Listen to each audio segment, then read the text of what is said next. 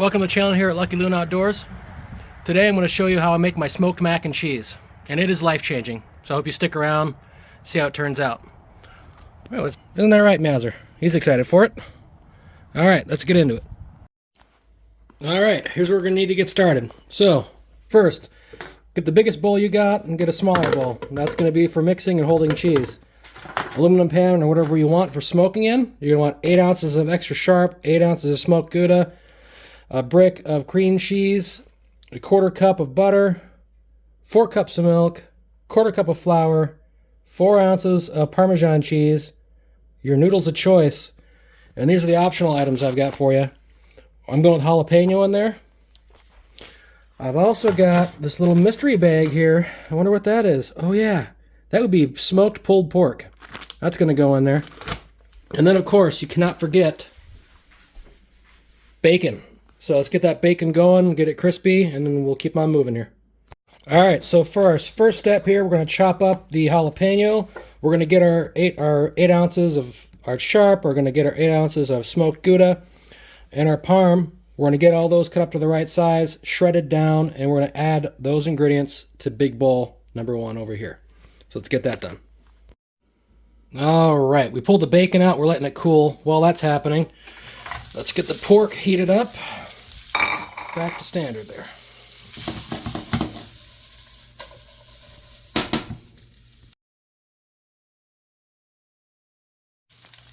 Alright, our pork is crisped up, so it's about time to pull it off and let it cool. Alright, we have shredded our bacon into here, and the pulled pork has been cooled off enough, so that is now in here. Now we gotta mix all of this. This is all of our cheese, our jalapeno, our bacon, and our pulled pork. So let's get that mixed up. Okay, it's all mixed up. We're using this bowl instead of that other big yellow one because this one's bigger. So now what we're going to do, that's mixed up, is we're going to take a couple handfuls of it and put it in our bonus bowl. So let's do that. Okay, there's 1. There's 2. And this is going to become the topping. So once everything's mixed up and in our aluminum pan, we're going to spread that on the top, and it'll give us a really nice finished product with an extra crunch on the top. Alright, so now we're going to get that butter melting and get the water boiling for the noodles.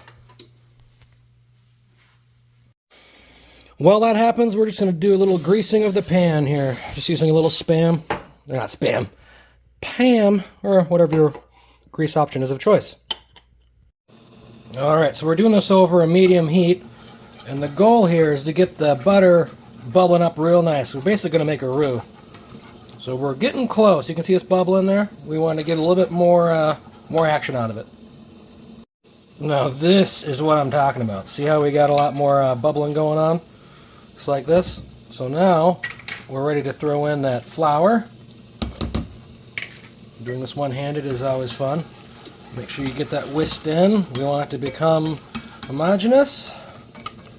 So make sure you get all the extras off the sides. You can get that in there. Keep it mixing. We want to get it back bubbling again. Alright, this is what we're looking for. So we got that nice bubble going. It's thickening up on us. So now we are at the milk stage. So we'll put that milk in. And then we'll mix that up. Now that the milk's going in, that should be boiling, so get your noodles in. Alright, so we're at an 8 out of 10 on the heat.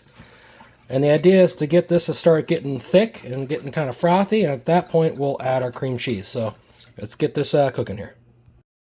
Alright, so while this is starting to heat up, this is the opportunity to take and season it with salt and pepper to taste.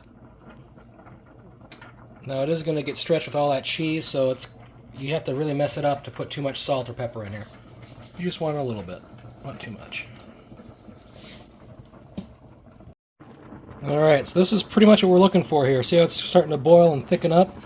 We want to keep whisking that until it gets a little bit thick and it starts wanting to boil and kind of foam up pretty quick. At that point, we're going to throw that cream cheese in. Alright, we've reached that point. As soon as I stop, this thing's going to keep on rolling on me. You see that? So we're at that point. We want to throw that cream cheese in right now. You should be looking like this. You'll feel that it's gotten thicker with the whisk. Time to throw her in. Alright, she's going in. Now you want to grab your other spoon and separate it and keep mixing. Alright, so here all we're looking to do, we're keeping the heat at the same setting.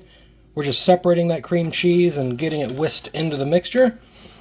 And we want to mix well, and then we want that boil to come back. And once that boil comes back, we're done with this part.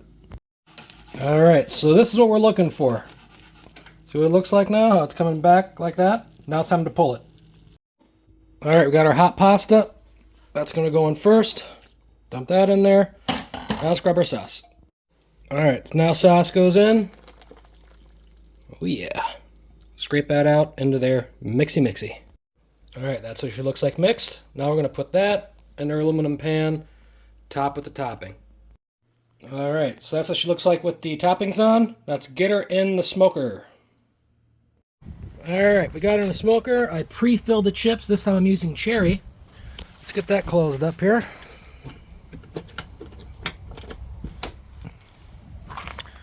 I'm going to set her. It's hard to see with the sunlight here. I'll set her to 210 degrees. Probably doesn't come through in the camera there. But 210 degrees, and we're going to smoke it for anywhere between 2 and 5 hours. I do not suggest going over 5. I do not suggest going under 2. Now, I prefer to use a chip smoker for this because the chips produce a much thicker smoke than using the pellet smoker like my Traeger sitting over there.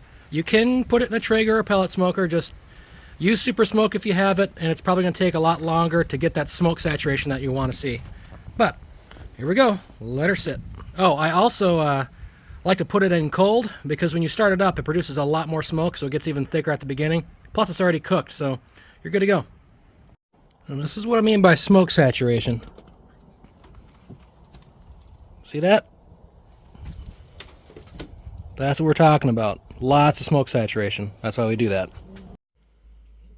Alright, here's the end result. Our smoked mac and cheese. This one took 3 hours, so you can tell. Nice little smoked crust on there that we put on top. And with a little bit extra milk being at 4 cups, she's still creamy. Oh yeah. So, make some yourself, enjoy it, and share it.